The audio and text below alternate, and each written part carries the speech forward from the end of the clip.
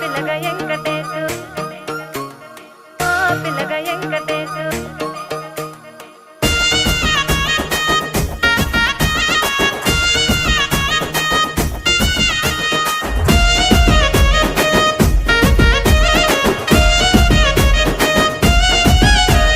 సిద్ధిరాల మనసు నాది చిన్నగా పోతుంటావో చూడక పోతుంటావో ఇంట్లో చిన్నదాన్ని నేను సిద్ధిరాల